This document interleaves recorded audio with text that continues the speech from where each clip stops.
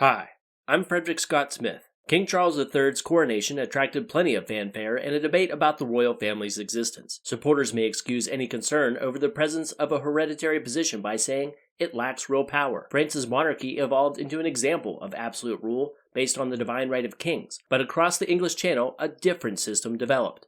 Governing England and Britain required cooperation. Securing order or expanding territory required resources. Monarchs often needed nobles to assist. King John attempted to rule alone, but after higher taxes and fees, royal courts, and losses in France, the barons insisted on recognizing limitations on the crown based on Henry I's Charter of Liberties. The uprising led to the Magna Carta of 1215, which protects the rights of nobles and communities and limits the monarch's actions. An advisory council, eventually called Parliament, evolved to help pass laws and raise taxes. Monarchs increasingly used Parliament to help develop policy and provide cover with controversial measures. For example, King Henry VIII increased his power when he set in motion the creation of the Church of England when the Pope failed to annul his marriage. To ensure the move, he sought Parliament's blessing. His daughter, Elizabeth I, had to unite the nation. To do so, she needed to win the favor of Parliament. So she got them to pass legislation to provide a unified Church of England and decrease some divisions of the past. Increasing reliance on the legislature boosted its necessity of existence.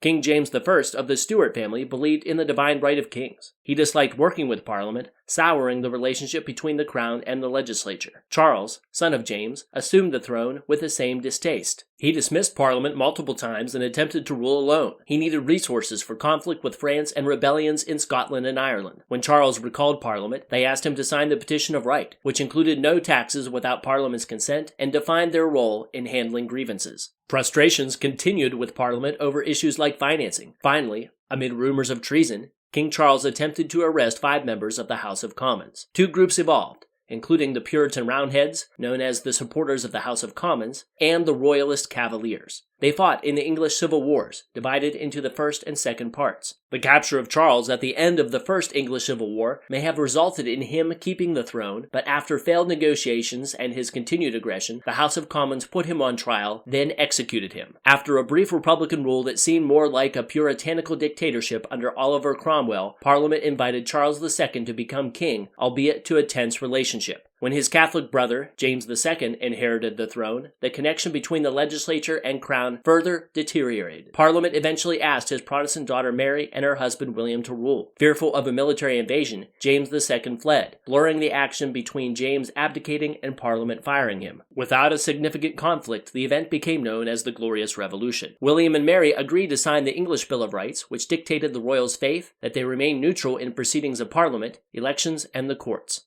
Parliament also reigned in control of the royal finances and expanded the rights of the people. Following Mary and her sister Anne, the Stuart line ended. Parliament previously passed the Act of Settlement 1701, establishing the Hanover family and eventually George I as the successor. The legislation ensured parliamentary consent was necessary for war and that judges did not serve simply at the whim of the monarchy. The act denied Catholics a place on the throne. Now the monarch serves as head of state, a figurehead. Acts of Parliament require royal assent, but Queen Anne, in 1708, was the last monarch to withhold it. Some critics expressed concern over the monarchy's passive influence on parliamentary business, but the crown holds to political neutrality. The sovereign is the commander-in-chief, but the Mutiny Act mandates the organization of the military to receive annual approval from Parliament. With the coronation of Charles III, one of the wealthiest men in Britain, costing an estimated $125 million American dollars, Republicans and Royalists continue to debate the role and necessity of the crown. Is the office a historic symbol of unity and pride, or a relic of the past? Is it non-threatening with few powers, or irrelevant in the modern era? Only the people of the Commonwealth in Britain may answer those questions. I'm Frederick Scott Smith. Have a good day. I know I will.